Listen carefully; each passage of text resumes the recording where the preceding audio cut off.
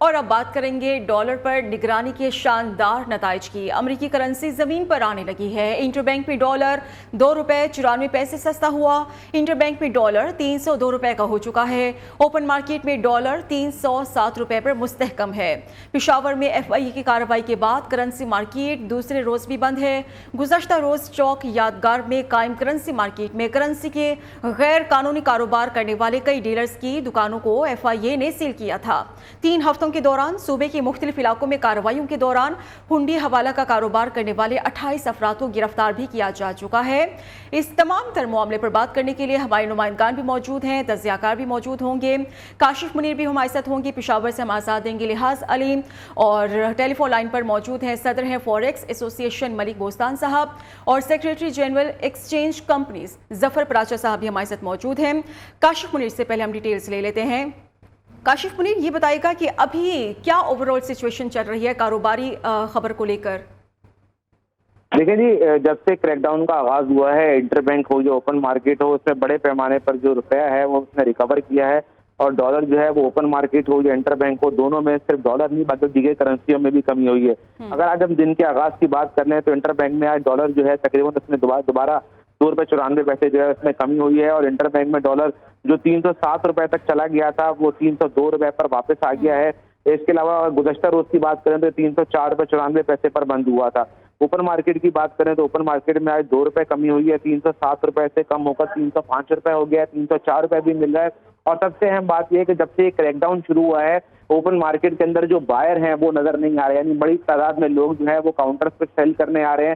یہ crack down کا آغاز اسی لیے کیا گیا تھا کہ جو اوپن مارکیٹ میں لوگ ڈالر بیچنے آتے تھے وہ ایکسچینج کمپنیز کے کاؤنٹر تک نہیں پہنچتے تھے، اور ان کو باہر سے جو ایجنٹ ہے، جو مافیا ہے، وہ ان کو پکڑ لیتی تھی، ان کو اضافی ریٹ دیتی تھی، تو تمام پیسہ جو تھا وہ حوالہ، ہنڈی اور دیگر جو ہے وہ گرے مارکیٹ کی طرف جا رہا تھا۔ جب سے یہ آپریشن ہوا ہے، بلیک مارکیٹ کے کافی لوگ جو ہیں وہ گرفتار بھی ہوئے ہیں، کافی انڈر گراؤنڈ بھی ہوئے ہیں، اور اگر یہی صورتحال رہی تو جو روپے کی قدر میں جو ہر ہفتے ہم دیکھتے ہیں بے قدری کا سلسلہ تھا وہ رک جائے گا اور روپیہ مضبوط ہوگا، اور جیسے ہی جو آپ کے روپے کی قدر میں بہتری ہوگی تو پاکستان کا جو مینلی امپورٹ بل جو ہے، بڑی تعداد میں ہم چیزیں امپورٹ کرتے ہیں، تو جو مہنگائی ہے، انفلیشن ہے، اس میں کافی حد تک جو ہے وہ کمی آ سکے گی۔ جی ٹھیک ہے، کاشف ساتھ رہے گا۔ پشاور سے ہمارے نمائندے بھی موجود ہیں لحاظ علی۔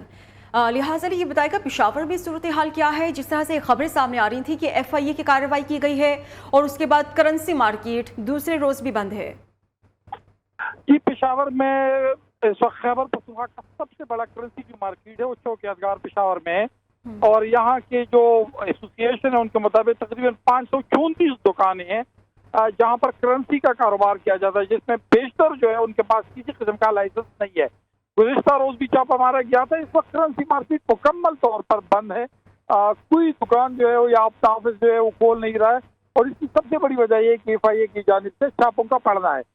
گزشتہ 3 دنوں کے دوران FIA نے یہاں پر 28 جو منی چینجر ہے ان کو باقاعدہ طور پر گرفتار کیا ہے، ان کے خلاف FIR کا اندراج بھی کیا ہے۔ اس وقت مارکیٹ بند ہے کل شام 4 بجے سے، اور دکاندار جتنی بھی ہے یا جتنی آفس ہولڈر ہے وہ اپنے آفس سے باہر کھڑے، لیکن کوئی بھی اندر نہیں جا رہا۔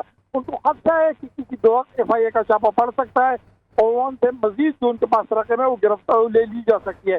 ابھی ڈالر کے متعلق میں یہ بتانا چاہوں کہ اس وقت پشاور میں ڈالر کا ریٹ کافی حد تک گر چکا ہے، اور تقریباً ₹302-303 میں، جہاں پر اوپن مارکیٹ میں اس کی فروخت جاری ہے، لیکن اس وقت دینے والے پہ ہیں لیکن لینے والا یا خریدنے والا کوئی نہیں ہے۔ جی ٹھیک ہے، لحاظ علی، یہ بھی ہم آپ سے جاننے کی کوشش کریں گے جس طرح سے گزشتہ روز چوک یادگار میں قائم کرنسی مارکیٹ میں کرنسی کے غیر قانونی کاروبار کرنے والے کئی ڈیلرز کی دکانوں کو FIA کی طرف سے سیل کیا گیا تھا، اب یہ دکانیں سیل ہونے کے بعد کتنا کاروبار متاثر ہوا ہے؟ کتنا کاروبار یہاں پر ہوا کرتا تھا؟ یہاں پر کروڑوں کا کاروبار ہوتا تھا، بلکہ بعض اوقات ہم کہہ سکتے ہیں کہ اگر افغانستان کے ساتھ ہمارا بارڈر کھلا ہوتا تھا تو پھر اربوں کا کاروبار ہوتا تھا۔ لیکن اس وقت کل شام 4 بجے سے مارکیٹ مکمل طور پر بند ہے، سیل نہیں کیا گیا، سیل صرف اس مارکیٹ میں چند دکانوں کو کیا گیا ہے FIA کی جانب سے جو گزشتہ روز چھاپہ مارا گیا تھا۔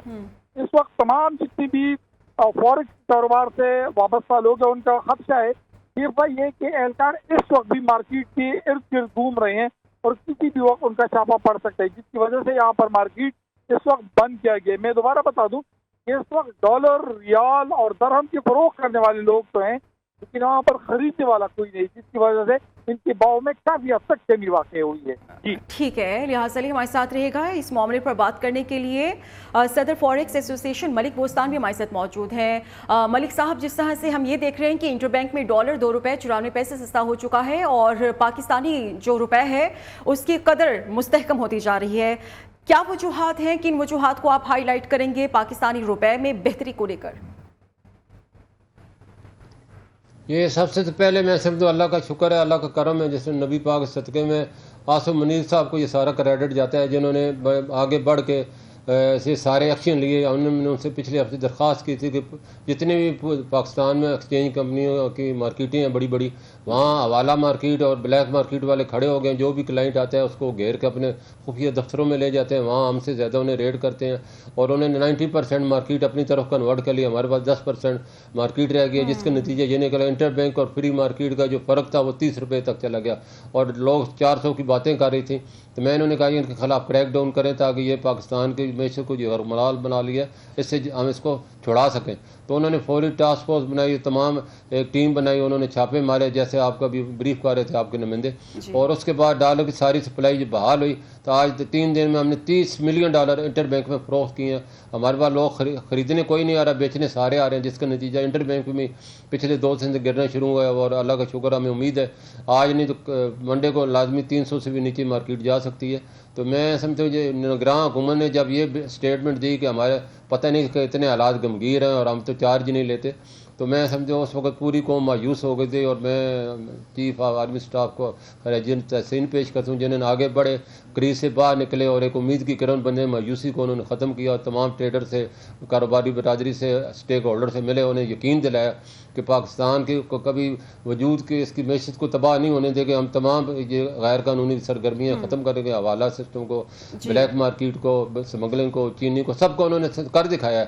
آپ کے سامنے چینی پہ بھی چھاپے پڑے ہیں، ڈالروں پہ بھی چھاپے پڑے ہیں، لوگ پکڑے بھی جا رہے ہیں. تو جس کا نتیجہ آج روپیہ مضبوط ہے اور ان کے منہ بند ہو گئے جو پاکستان کو ڈیفالٹ کی باتیں کر رہے تھے اور 400 روپے کرنے کی باتیں کرے. اور میں سمجھتا ہوں اس طرح مرمنٹ بنیاد پہ رہنا چاہیے. پہلے بھی کئی دفعہ ایسا ہوتا ہے، کوئی دن پریشر رہتا ہے اور پھر دوبارہ یہ ملک لوگ بوستان واپس صاحب، آ آپ جاتے کا ہیں. ہی پوائنٹ میں لیے چلوں گی. سیکریٹری جنرل ایکسچینج کمپنی ظفر پراجا صاحب ہمارے ساتھ موجود ہیں. ظفر پراجا صاحب، جس طرح سے ملک بوستان کہہ رہے ہیں کہ مستقل مزاجی بڑا میٹر کرتی ہے اس تمام تر صورتحال میں، ڈالر کی قدر کم ہو رہی ہے، لیکن یہ ہم کتنا توقع کر سکتے ہیں کہ اس معاملے میں مستقل مزاجی رہے گی اور آنے والے دنوں میں ہم کیا مزید توقع کر سکتے ہیں کہ اور بھی ڈالر کی قیمت کم ہوگی؟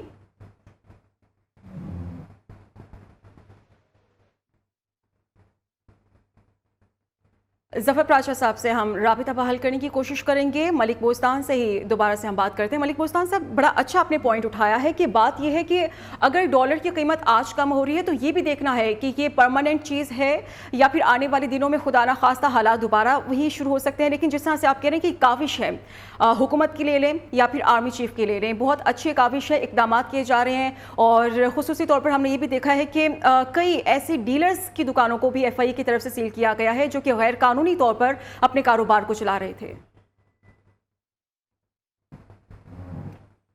اور میں یہی ریکویسٹ کروں، پرماننٹ ہونا چاہیے، اندر دوبارہ یہ مارکیٹیں کھلنی نہیں چاہیے جو بھی غیر قانونی مارکیٹیں ہیں. اور یہ میں سمجھتا ہوں پچھلے ہفتے بزنس کونسلوں نے یہ اسٹیٹمنٹ دی ہے کہ 9,000 ارب روپیہ پاکستانی بینکوں سے باہر اس مافیا کے پاس پڑے ہیں، ریکارڈ انہوں نے بتایا. اور پوری مارکیٹ کو انہوں نے یرغمال بنا لیا، سٹہ بازی یہ میں انوالو ہیں، کبھی چینی میں چلے جاتے ہیں، کبھی آٹے میں چلے جاتے ہیں، کبھی گھی میں چلے جاتے ہیں، کبھی ڈالر میں چلے جاتے ہیں، کبھی گولڈ میں چلے جاتے ہیں. تو ان کو میں سمجھتا ہوں اس وقت آ گیا کہ ان کو یہ جو امبریلا ہے نان فائلر والا ختم کیا جائے اور ان کو فائلر بنایا جائے، اور تاکہ پاکستان کی معیشت ڈیجیٹلائز ڈاکومنٹائز ہوئے گی، ٹیکس بھی بڑھے گا اور لوگوں کو روزگار بھی ملے گی اور پیسہ جو پھر مارکیٹ میں آئے گا. کیونکہ ابھی تو یہ سٹے کے ذریعے اپنے انہی لوگوں کو فائدہ ہوتا ہے اور اس کا خمیرہ پوری قوم اٹھاتی ہے اور خاص طور غریب آدمی اٹھاتے ہیں. تو ان کو جو ہے ایک ٹائم ورک میں ڈکلیئر کرنے کا کیا جائے اور پوری اکانومی کو ڈیجیٹلائز کیا جائے اور تبھی جا کے پاکستان اپنے پاؤں پہ کھڑا ہوگا. جس طرح چیف آرمی اسٹاف نے اسپیشل اکنامک کونسل جو بنائی ہے اور انہوں نے کہا ہے کہ آئندہ چند سالوں میں 112 ارب ڈالر پاکستان میں آنے اور 25 ارب ڈالر تو کسی وقت بھی آ سکتے ہیں. تو یہ جو ہی ڈالر آئیں گے آپ دیکھیں گے ڈالر کا ریٹ 300 سے کم ہو گئے 250 تک بھی جا سکتا ہے. اور جو ڈالر کے خواب دیکھ رہے تھے نا یہ 400 ہو گئے، ان کے تمام خواب جو ہیں ان کے امیدوں پہ پانی پھر جائے گا اور ان کے تمام جو پاکستان کوششیں جو ہے حکومت نے کی ہیں اور چیف آف آرمی اسٹاف نے کی ہیں اور ہمارے لوگوں نے کی ہیں، یہ انشاءاللہ رائگان نہیں جائیں گی۔ ٹھیک ہے، ملک بوستان صاحب ہمارے ساتھ رہے گا۔ لحاظ علی بھی پشاور سے ہمارے ساتھ موجود ہیں۔ لحاظ علی، جس طرح سے اب غیر قانونی کاروبار کرنے والے کئی ڈیلرز کی دکانوں پر چھاپے مارے گئے، ایف آئی اے کی طرف سے سیل بھی کیا گیا ہے، کچھ سوالات یہ اٹھ رہے ہیں کہ یہ چیزیں پہلے کیوں نہیں ہوتی رہیں؟ پہلے بھی حالات بڑے گھمبیر ہو رہے تھے، حالات انتہائی کشیدہ ہو رہے تھے، تو پہلے ان چیزوں پر چیک اینڈ بیلنس کیوں نہیں کیا گیا؟ بالکل آپ کی بات درست ہے، اور یہاں پر عمومی ایک تاثر ہے کہ یہاں پر جو ایف آئی اے وغیرہ کے لوگ آتے تھے یا ان کے ساتھ کچھ لین دین ہوتا تھا یا پہلے سے انفارم کرتے تھے، تو عمومی طور پر یہاں پر ایک تاثر ہے، لیکن اس دفعہ یہ تاثر بالکل غلط ہے ماضی کے تاثر کی نسبت۔ جب ہم ماضی میں دیکھتے تھے تو اس کا کہنا تھا کہ یہاں پر چھاپے مارے جاتے، ان کے ساتھ کوئی ڈیل کی جاتی تھی اور بڑی کم تعداد میں لوگ جو ہے وہ ایف آئی اے کی جو کاروائیاں ہوتی تھی یا جو رقم برآمد کی جاتی تھی وہ قومی خزانے کی نظر ہو جاتی تھی۔ لیکن یہاں پر اس وقت جو چھاپے مارے جا رہے ہیں، ایف آئی اے کے اہلکار بھی گھوم رہے ہیں اور صرف دیگر انٹیلیجنس ایجنسیز کے ان کے اہلکار بھی گھوم رہے ہیں، جس کی وجہ سے مارکیٹ کوئی کھولنے کا نام ہی نہیں لے رہا۔